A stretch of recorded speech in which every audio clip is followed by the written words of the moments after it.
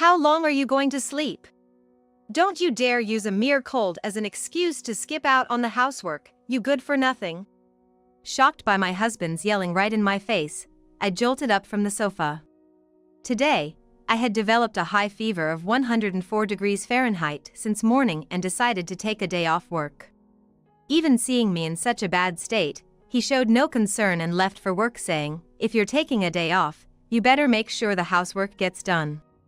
I knew he would be furious if the chores weren't finished before he got back.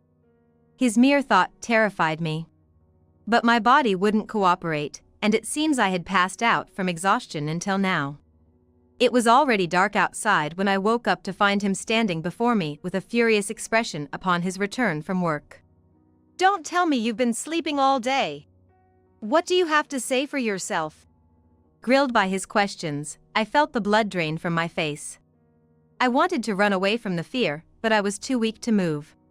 He had always demanded I do the housework, treating me like a slave every day. He was kind when we were dating, but his attitude changed drastically after we got married. Still, a part of me wanted to believe in him, but the daily scolding was wearing me down. "I'm sorry. I'll start preparing dinner right away," I answered, holding back tears, and staggered to my feet from the sofa. He didn't offer to help, and instead yelled at me from behind as I made my way to the kitchen.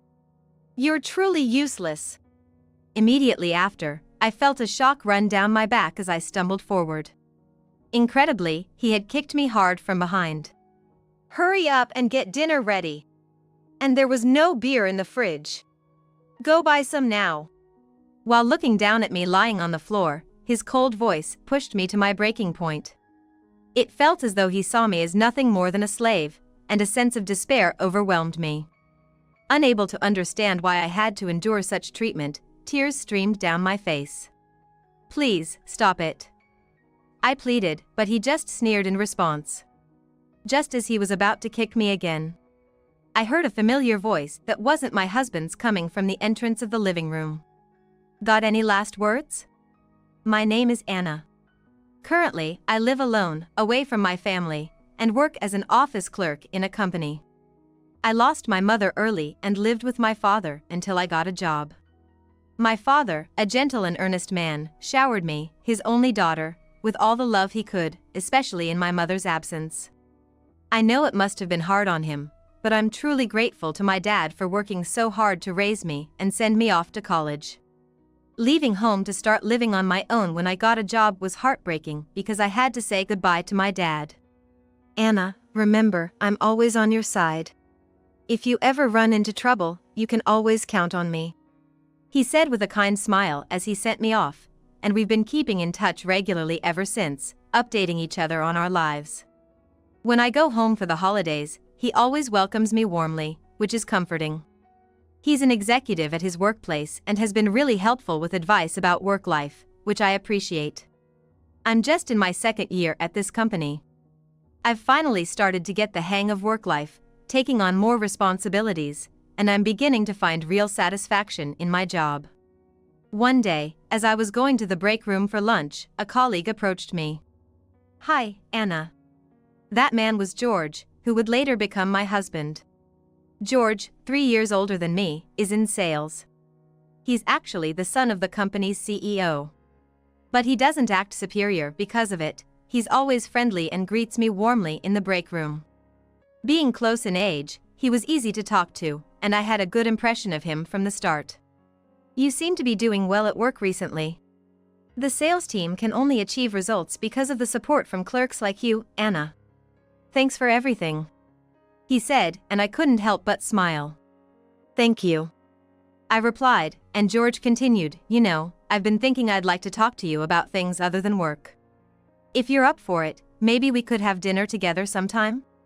It turns out, George was drawn to my earnest approach to work and wanted to get to know me better. I had never been approached by a man so directly before, so I was quite surprised by his words. "Me? Are you sure?" "Of course. Let's exchange contact info. I'll send you a message tonight, okay?" George smiled at my bewildered expression, took out his smartphone, and we exchanged numbers. Sometimes, I catch glimpses of George's somewhat forceful side. He's someone who makes clear decisions and isn't fazed by anything. In contrast, I've always been timid, often finding myself unable to voice my own opinions just because of someone's expression. That's why George, who has strong opinions, proactive energy, and decisiveness, seemed so attractive to me. After we exchanged contact information, we started communicating privately and went out for meals together numerous times. As we spent more time alone, our relationship deepened, and eventually, George confessed his feelings to me. "I like you, Anna. Will you go out with me?" When he told me with such a serious look, I was overjoyed. By that time, I had already fallen for George. This is how we started dating as a couple, and it seemed like our relationship was going smoothly. However, when it became known within the company that I was dating George, warnings started to come in from other colleagues. "Anna, you're relatively new here and might not know this, but George, well, he has some personality issues. There have been people who've left the company because of him," a colleague who had always been kind to me remarked critically. Even a colleague I was close with told me, he was yelling at someone in the break room the other day, in front of everyone. "You might want to reconsider your relationship with him." Despite these warnings, recalling George's usual behavior made it hard for me to see him as the person they described. Sure, he could be assertive, but I couldn't imagine him cornering someone or shouting. I understood that my colleagues were looking out for me, but it was sad to hear George being bad-mouthed. He has always been sincere towards me, leading me when I was too timid or indecisive. I loved him for that, so I decided not to take rumors at face value. Despite hearing those stories, our relationship continued as usual, and a year after we started dating, George popped the question. "Hey Anna, how about we get married soon?" He asked while we were spending a day off at his place. At the time, I was 25 and George was 28. My honest feeling was that it might be too soon. However, George had a strong desire to marry and was the type to act immediately once he set his mind on something. "I'm serious about you, Anna. I want to make it official as soon as possible. You want to marry me eventually, right?" "Yes, of course." "Then there's no need to delay. We both have stable incomes, and I'm sure our married life will be secure. Plus, I won't object if you want to continue working after marriage." He reasoned with a serious look, leaving me at a loss for words. George was unyielding, and I eventually gave in to his persistence. "Thank you, Anna." Watching him so happy, I couldn't bring myself to express any doubts about marriage. But deep down, I too wanted to marry George and continue our journey together, so I decided to embrace the future positively. Having spent a delightful year dating him, I was convinced that our married life would be just as enjoyable. Soon after, we went to inform my parents about our marriage. My dad was initially surprised, but soon smiled warmly, saying, "Anna is not a child anymore. I won't oppose whatever she decides." Then, he turned to George. "She lost her mother early and has no siblings, so she's experienced a lot of loneliness. I hope you can be by her side in my stead. My dad has always put me first." And his words, filled with love for me, moved me to tears, even before the wedding. George confidently replied, "Yes, I promise. Anna, I'll always be watching over you from this home. If things get tough, you can always come back." My dad called out as we were about to leave. His warm words brought the tears back to my eyes. I was overjoyed that my beloved dad blessed our marriage. A few days later, we went to meet George's family. His father, who is also the CEO of the company we work for, may be strict at work, but he's quite generous in private. His mother welcomed me warmly, happy about our marriage. "If you need any hands, feel free to rely on us," his father said.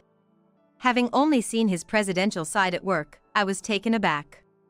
"You're being too formal, Dad. You're surprising Anna," George remarked, though his dad always treated me with utmost respect and politeness, never taking me lightly. Despite George's claims of his dad being strict and intimidating, to me, his father seemed considerate and kind. Feeling reassured about getting along well with his parents, George and I proceeded with our marriage. We moved into a spacious apartment and started our life together. I decided to continue working, determined to balance my job with household duties. However, in hindsight, I realize I might have taken marriage too lightly. I believed that since George and I hardly ever argued while dating, we would live harmoniously as a married couple too. This belief was shattered barely a week into our marriage. As we got used to living together, George's undesirable traits, which I hadn't noticed while dating, began to surface. Firstly, George wouldn't help with any household chores. I suggested sharing the tasks since I was also working full-time, but he wouldn't hear of it. Even though George had been living alone before our marriage and was capable of doing chores, he stopped doing any household work once we got married. Housework is a wife's job, isn't it? Unlike you, who sits at a desk all day, I have to be out and about for work. It's impossible for me to come home tired every day and still help out with chores, he would say, making excuses and leaving all the housework to me. Indeed, George is always busy, visiting clients and negotiating deals every day. With frequent overtime, it does seem unfair to ask him to help with household chores. However, that's not the only issue. Hey, where's dinner? I'm tired, you know. Hurry up. Oh, and there's no beer left. Go buy some later. When George comes home from work, he would recline on the sofa and issue these commands to me. Bombarded with his endless demands, I'm on the verge of a breakdown. Wait a minute, I just got home too. I'll start cooking dinner now, but can you please get the beer yourself? What? Why do I have to go out again? Stop complaining and just go buy it yourself. When I try to argue, he shouts at me with a furious expression, and I end up being overpowered by George. Since we got married, his way of treating me has drastically changed, becoming more domineering.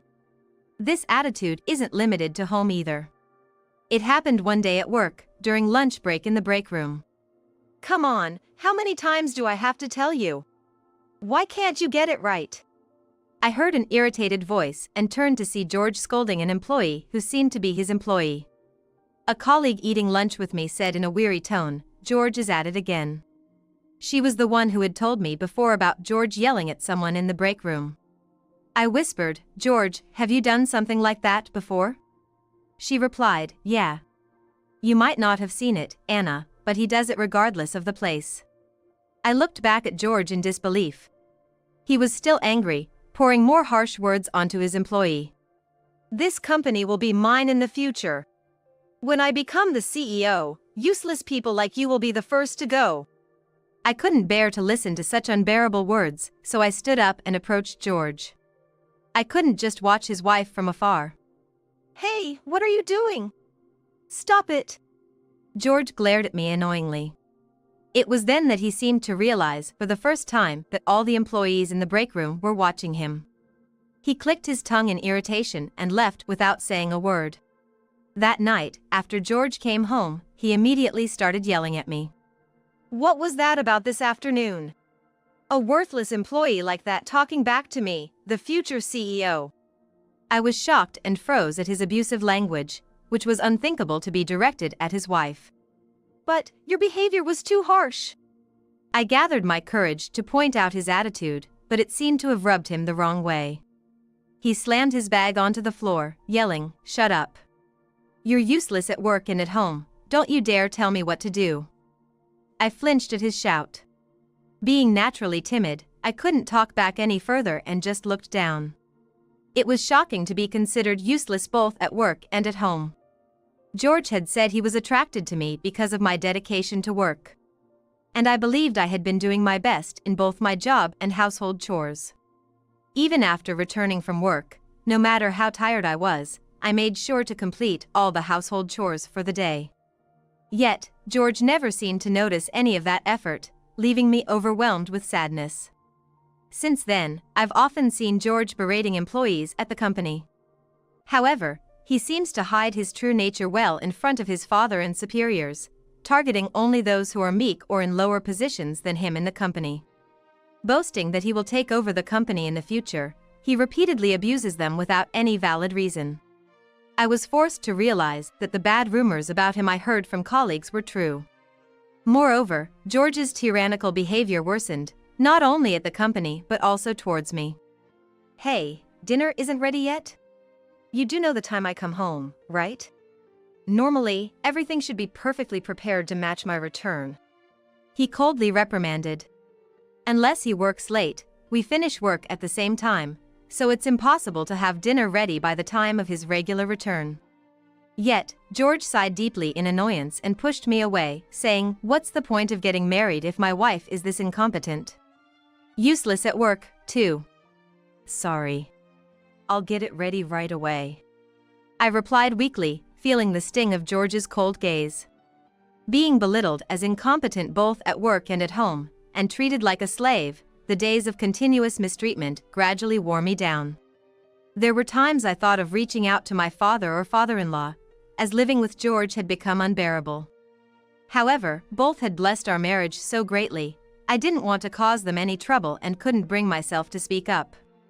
Above all, I was most afraid of George finding out if I confided in someone. It was clear that if he knew, he would treat me even worse than he already was. Yet, one day, an incident occurred that made me wish I had sought help sooner. Waking up one morning feeling utterly exhausted, I checked my temperature to find it had soared to 104 degrees Fahrenheit. It seemed my body had finally given in to the constant strain. Struggling to even get up, it was clear I couldn't go to work that day. Then, I heard George's angry voice from outside the bedroom. Pushing myself to get up for his breakfast, I made my way to the living room. George was there, visibly agitated, and I explained my poor health condition. "I checked my temperature and it's 104 degrees Fahrenheit, so I've decided to take the day off. I can only prepare something simple for breakfast. I'm sorry." Apologizing, George gave me a disdainful look. "It's just a cold. You should manage your health better," he said dismissively, showing no concern whatsoever. After eating the meager breakfast I managed to prepare, George coldly stated, "Don't just sleep because you're taking the day off. I won't let it slide if you slack off on housework," and left for work. Before our marriage, George would have come to take care of me if I was bedridden with a cold. I still couldn't believe how much he had changed, but married life had made me acutely aware of his arrogant nature. He was a selfish person who never considered others. I didn't understand why I had agreed to marry him, and tears began to flow. After having a bit of breakfast and taking some fever reducer, I thought to do some housework, but my mind was foggy, and my body wouldn't cooperate. Being alone and unwell made my thoughts spiral negatively. I considered contacting my father for help, but at this hour, he would have just started his workday. Not wanting to be a burden, I refrained and collapsed on the sofa instead. Deciding to rest a bit before attempting any housework, I closed my eyes and immediately lost consciousness. How much time had passed was unclear when suddenly, "Hey Anna! How long are you going to sleep for? The dinner isn't even ready yet." Startled by George's shouting from close by, I jolted upright from the sofa. "George, you're home? What time is it?" The room was lit, and glancing towards the window, I saw it was already dark outside. Realizing I had slept through the entire day, a chill ran through me. "What's with this mess in the room? You haven't done any cleaning or laundry, have you? Don't tell me you've been sleeping all day and slacking off on housework. What's going on?" Faced with George's intense anger just after waking up, my head throbbed with pain. Whether the fever reducer hadn't worked or its effects had long worn off, my body was still feverish, and my mind was hazy. Panicked and facing George's fury, all I could do was apologize. "I'm sorry, I feel so unwell. I'll start preparing dinner right away," I responded in a weak voice, struggling to rise from the sofa. Far from offering any help, George just glared at me with a menacing look. "Don't use being unwell as an excuse to be lazy. You took the day off work, so you should have finished all the housework by the time I got home. You're truly useless." Facing such cruel words, I finally reached my breaking point. Tears welling up in my eyes and my voice trembling, I protested. "I'm not your servant. Can't you let me rest when I'm feeling unwell? Aren't we supposed to support each other as a married couple? Huh? Who do you think you're talking to like that? Just hurry up and prepare the meal. I'm tired. George completely ignored my plea, only thinking about himself. I was infuriated but felt so dizzy standing there that I couldn't muster the energy to argue further. As I turned my back to George to head to the kitchen for dinner preparation. Seriously, slacking off on housework just because of a cold? What a slave. He hurled more vile words at me. Then, I felt a sudden impact on my back, causing me to lurch forward. Incredibly, George had kicked me hard from behind. With a small cry of "oh!" I stumbled and hit my head on the corner of the sofa. Crouching down with my head in pain, George looked down at me with irritation. By the way, there was no beer in the fridge. Go buy some now. Come on, get up. He urged me coldly, and tears started streaming down my face as I looked up at him, pleading, "Please, stop." But George only sneered. Think crying will solve everything? That's what irritates me. What do you think I married you for? Even if you're incompetent, at least be of some use to me. Hearing George's words, I felt darkness closing in.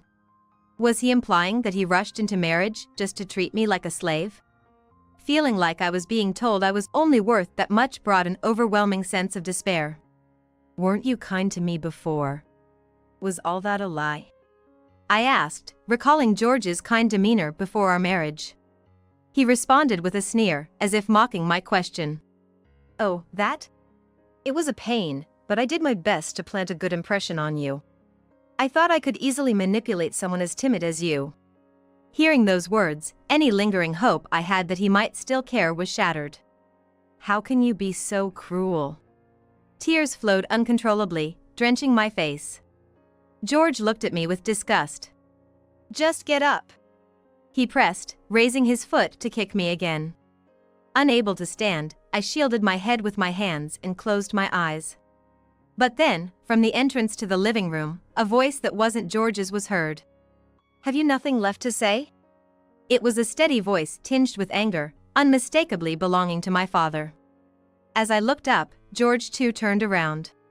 There stood my father and father-in-law, both standing with dignity. The voice I had heard was undoubtedly that of my father-in-law. Dad! And you too, Oliver, why are you both here? Ignoring George's panic, my father rushed over to support me. Anna, are you okay? I received a call from Jack saying you had a fever and took a day off from work. Jack is the name of my father-in-law. Dad! His kind words made me break down, and I cried out loud. My father, looking as fierce as a wrathful deity, glared at George. I was worried, and Jack and I came to check on you, only to find this. What have you done to Anna? Intimidated by my father's imposing presence, George stepped back, only to find my father-in-law behind him. I could tell from your attitude at work that you didn't care about her at all. Have you always been so harsh with her? Shame on you. It seemed my father-in-law had become suspicious when he learned I hadn't come to work due to illness and questioned George about my condition. His dismissive response prompted my father-in-law to contact my father, and they both came to check on me. Moved by my father-in-law's concern, I cried even more. Wait, Dad, you got it all wrong. I was just scolding Anna because she didn't do any housework despite taking the day off. Even now, George attempted to justify his actions, but my father-in-law only gave him a cold look. Why do you insist on making your sick wife do all the housework? Don't you ever feel like doing something by yourself? Well, because Mary always did everything up until now. Between us, housework is her job. Hearing George's selfish reasoning, it was my father who raised his voice next. Don't joke around. I saw you yelling at Mary and even saw you kick her down. Instead of caring for your sick wife, you treat her terribly like that. Don't you feel ashamed? George, severely scolded by my father, turned pale and looked at my father-in-law for help. But there was no way his father would forgive him. We'll continue this conversation at home. Come back to my house today, he declared. Having lost his way out, George began to tremble. No, please. Finally, he collapsed, foaming at the mouth. After that, I received a deep apology from Jack and my father took me to the hospital. According to the doctor, the sudden fever was probably caused by overwork and stress. As a result, I received a medical certificate and decided to take a break from work for a while to recover. My father wouldn't allow me to return to my own home, insisting that I take it easy at my parents' house. However, the next day, I started receiving frequent messages from George. It seemed he had been thoroughly reprimanded by my father-in-law and was behaving quietly yesterday, but it appeared he hadn't learned his lesson at all. Dozens of messages from George reached me, all berating me with vulgar and childish content. "It's all your fault I got scolded all night by my dad. You've embarrassed me, it's all your fault." And so on, the messages continued, and I gradually went from anger to disbelief. I've become utterly disillusioned with myself for ending up with such a hopeless person. Following George's every command up until now feels so foolish, and at this moment, I firmly decided to divorce him. I communicated my intent to divorce via message, and it was agreed that we would discuss it once my health improved. I was scared to return to the house with George, but my father and father-in-law agreed to be present, which slightly eased my mind. As soon as the discussion began, I immediately handed George the divorce papers. However, George, sitting across the table, sullenly said, "I will never agree to a divorce." Frustrated by George's refusal, my father-in-law scolded him, "Enough with your tantrums." Then my father, sitting beside me, slammed the table and glared at George with a stern face. "Think back on how you've treated my daughter. You haven't even apologized once. What does that mean? Shouldn't you be apologizing to my daughter before complaining?" Both my father and Jack, their faces red with anger, continued to rebuke George. Overwhelmed by their intensity, George couldn't retort and turned pale. After mumbling for a while, he reluctantly bowed his head to me. "I'm sorry, but I absolutely don't want a divorce." "Is that so? Then take a look at this." Completely fed up with George's refusal to divorce, I pulled out a piece of paper from my bag. Placing it beside the divorce papers on the table, George's eyes widened in shock. It was the medical certificate I had received from the hospital. "Read what's written here carefully. The reason I had a high fever is due to the mental stress and overwork you caused. If you refuse to agree to the divorce, I will take this matter to court." "Court? Wait, please don't do that." George started to panic, but I was prepared to go to court if he absolutely refused to consent to the divorce. Besides the medical certificate, Jack had thoughtfully recorded a video of George kicking me as evidence, putting George at a significant disadvantage if it came to trial. George looked pleadingly at his father, but there was no way he would defend him. With a stern face and silent, he merely gestured for George to hurry up. "All right, fine." Finally giving in, George reluctantly signed the divorce papers. Later on, the divorce from George was finalized. I then returned to my parents' house and am currently living with my father again. After our divorce became known within the company, George, who had been tyrannical in his behavior, started to be looked down upon by the employees. His pride wouldn't allow him to resign, so he kept going to the company despite feeling humiliated. Even after causing such a commotion, he firmly believed the company would one day be his. However, the incident infuriated Jack, who decided to appoint the company's successor from among the talented employees. Once he declared this, the employees' attitude towards George changed drastically. He became isolated, and unable to bear such treatment, George shockingly showed up at my parents' house. My condition had just started to improve, and I was beginning to regain a peaceful life when this happened. "It's all your fault. Even my parents have turned their backs on me. How are you going to make this right? You've ruined my life." George yelled at the doorstep, glaring at me with resentful eyes. Realizing he hadn't reflected on his actions at all, I finally lost my patience. "Don't be ridiculous. If anyone's life has been ruined, it's mine. If you keep this up, I'm calling the police." "What?" Caught off guard by my retort, George hesitated for a moment but then started yelling again, his face turning red. "Everyone's making a fool of me." He lunged at me and roughly grabbed my hair. Flashes of being kicked before raced through my mind, and I was paralyzed with fear. "Stop it! Let go of Anna." My father intervened in the nick of time, pulling George away from me.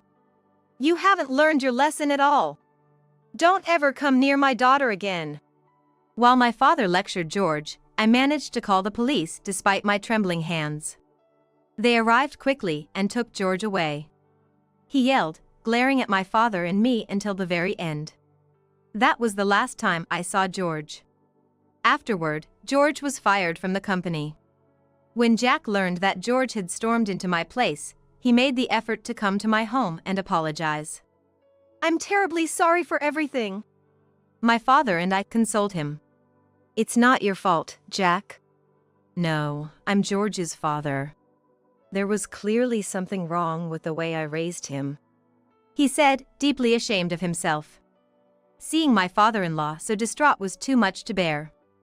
I could never forgive George for causing such trouble, not just to me but to our parents as well.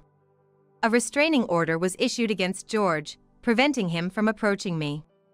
After taking a leave of absence, I decided to resign from the company and think about my future. "You're not to blame, you know. I've seen how hard you've worked for the company every day.